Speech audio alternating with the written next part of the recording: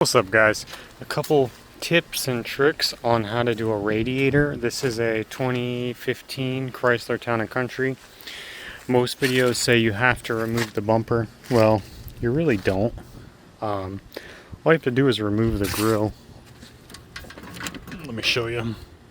So if you just pop all of these retainers out here, pop this sucker out, you have all the access you need.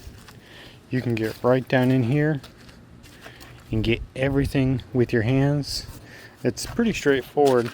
See these here? You just take a like a flathead and you get in there and you push them down and you push it in, and you do that for each one. It's pretty simple.